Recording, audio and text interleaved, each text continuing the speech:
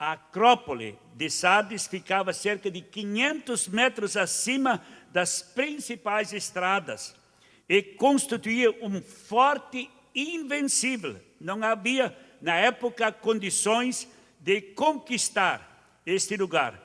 E a principal religião da cidade era o culto a Artemis, um dos cultos naturais, a natureza, né? E que girava em torno dos conceitos de morte e de renascimento. Isto era a filosofia daquele povo. Sardes também era conhecida pela produção de lã. Era uma produção muito grande, um fator revelante na mensagem de Cristo para a igreja. Infelizmente, naquele tempo a cidade não passava de uma sombra de seu antigo esplendor. E é igualmente triste, igreja querida, que a igreja de Sardes havia se tornado como a cidade. Vivia só de nome. Ele só tinha nome, mas vida havia pouca. Irmãos, quando líderes e membros da igreja acostumam-se com as bênçãos, se acostuma muito fácil, aquele movimento, aquele culto, mover e alegria, cântico, oração, louvor, pregação, encerramento.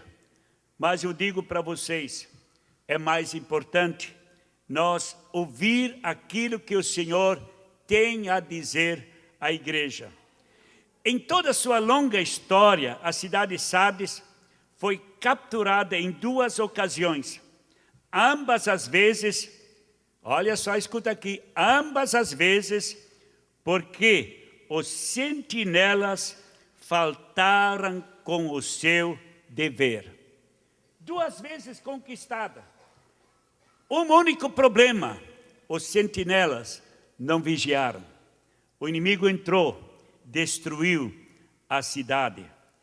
Queridos, quando líderes e membros da igreja acostumam-se com as bênçãos e se tornam complacentes com seu ministério e não vigiem, tanto na oração como no estudo da palavra, mais ainda, o ensinamento na escola bíblica dominical, o fundamento da nossa fé, o fundamento da nossa convivência com Cristo Jesus. Amados, ninguém pode construir uma vida de comunhão com Jesus num culto por semana. Domingo à noite estou ali, porque é muito bom, porque ali se canta, aqui se louva, aqui a mover, mas isto não é suficiente. E o inimigo, ele encontrou uma brecha para entrar nessa igreja. Havia tudo, mas faltou vigilância. Ao que parece, a congregação em Sardes não testemunhava ativamente na cidade. Como é que é o nosso testemunho? Como é que é a nossa vida cotidiana? A nossa vivência com Jesus, o nosso andar com Jesus dia a dia, o nosso clamor na madrugada, aquele clamor de coração pela igreja, pelo pastor, pelo ministério, pelos obreiros encarregados das congregações. Irmãos queridos, isto faz a diferença da igreja. Ao que parece que eles não testemunhavam ativamente na cidade. Por isto também não eram perseguidos. porque não invadiam o território do inimigo.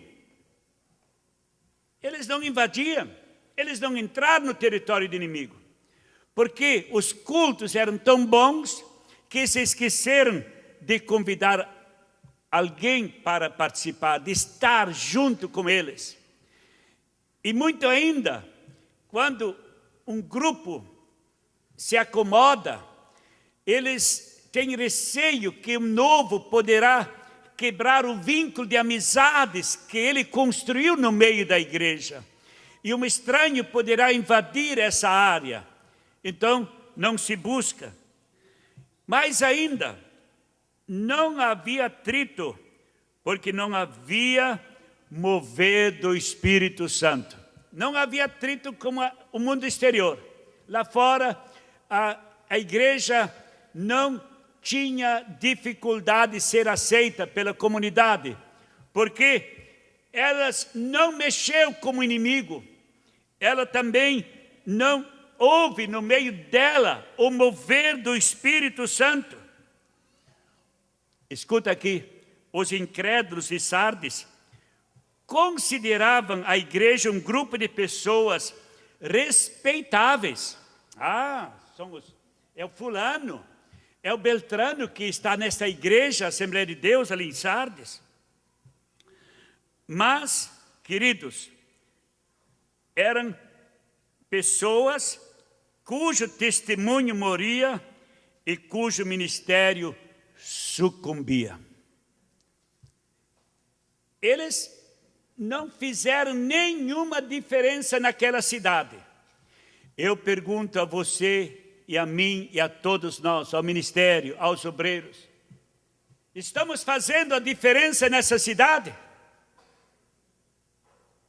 Há um amém? O irmão pode dizer amém. O povo sabe que eu sou redimido. O povo sabe que eu sou um fervoroso no Espírito Santo. Eu vivo para Jesus e ando com Ele. Aleluia. Irmãos queridos, o conselho de Cristo para a igreja, olha só o que Jesus diz. Começa com: sejam vigilantes, acordem. Romanos 13, versículo 11, também tem uma palavra para nós. Isto digo, conhecendo o tempo, que já é hora de despertarmos do sono, porque a nossa salvação está agora mais perto de nós do que quando aceitamos a fé. Aleluia. É hora, queridos, é hora de despertarmos. É hora de nós levantar a nossa voz nesta cidade. O povo de Lajeado precisa saber que Jesus tem uma igreja fervorosa, cheia do Espírito Santo, que obedece o seu ide em todo mundo, pregar o Evangelho a toda criatura. O primeiro passo, irmãos queridos, para a renovação de uma igreja que está morrendo é a consciência. A consciência honesta de que algo está errado. Alguma coisa não está certo na minha vida. Algo está errado. Não está funcionando como deve andar. Irmãos, em um organismo vivo há crescimento, há desenvolvimento, há conservação, onde o crente que é ganho para Jesus, ele permanece na igreja, ele permanece servindo a Jesus. Há reprodução e há força, aleluia, há força. Se esses elementos não estiverem presentes dentro da igreja, ou ela está morrendo, ou já morreu. Se essa força ativa, queridos irmãos, não estiver presente, o Senhor Jesus Cristo, Ele avisou os santos de Éfeso que viria e removeria o candeeiro caso não se arrependesse. Apocalipse 2, versículo 5, a igreja de Éfeso, né? Apocalipse 2, versículo 5, está escrito, vamos ler esse versículo para nossa melhor compreensão. Lembra-te, pois, de onde caíste, e arrepende-te e pratica as primeiras obras. Quando não, brevemente a ti virei e tirarei do seu lugar o teu castiçal, se não te arrependeres. Mensagem muito forte de Jesus. Vocês acham que Jesus não amou essa igreja de Éfeso? O amor de Jesus, ele era integral para esta igreja. Ele deu o seu coração para esta igreja em Éfeso. Essas 7 igrejas do Apocalipse. Mas, no decorrer da caminhada, no decorrer do andar, o povo de Deus se acomodou, se acomodaram, amaram essa comunidade, amaram a forma de culto, a forma como foi dirigido, mas não havia ação do Espírito Santo no meio da igreja. E nós precisamos dar ouvidos à voz do Espírito Santo. Jesus advertiu a igreja de Pérgamo que viria e guerrearia usando a espada do Espírito. Apocalipse capítulo 2, versículo 16. Disse, olha, se vocês não se arrependerem, eu virei sobre vós com a espada do Espírito. E nós carecemos que o Senhor venha sobre nós com a espada do Espírito. Amém? Nós precisamos que Jesus venha sacudir os nossos corações para nós despertar e entender que estamos vivendo a última hora aqui na face da terra. E muito breve Jesus virá nas nuvens dos céus para arrebatar a sua igreja. Como é que nós vamos nos apresentar perante Ele? Temos os molhos nas nossas mãos e dizer, Jesus, eu te agradeço pelo Espírito Santo que tu enviaste. Eu te agradeço que o Espírito Santo todas as manhãs me despertou para orar, para buscar, para estudar a Bíblia. E eu entendi, Senhor, que é minha missão de ganhar almas. E eu fui, Senhor, ao campo, eu fui para as ruas e convidei as pessoas, aqui estou te entregando-os. Aleluia, que estou te devolvendo aqueles molhos que eu conquistei para o teu reino. E Jesus tem uma palavra tremenda para aqueles que obedecem a sua voz, obedecem o seu mandar. Aleluia. E se os cristãos de Sardes não seguissem as suas ordens, o Senhor disse que viria como um ladrão, quando menos esperassem. O que significa isto? Isso significa julgamento. Julgamento. O Senhor diz, eu vou vir como ladrão. E comigo vem o julgamento.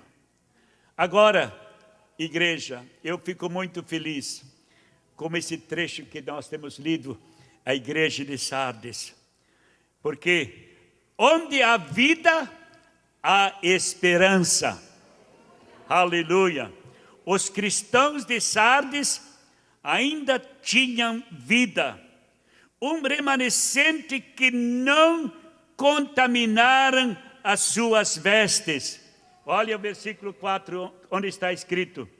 Mas também tens em Sardes pessoas que não contaminaram suas vestes e comigo andarão de branco, porquanto são dignas disso. Aleluia. Você escutou o que Jesus disse?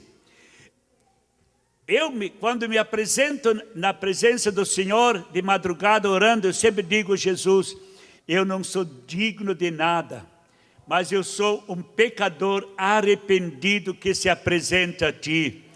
Eu vivo das tuas benesses, eu vivo da tua graça, eu vivo do teu perdão, por isto eu vivo, por isto eu trabalho para o teu reino. Aleluia.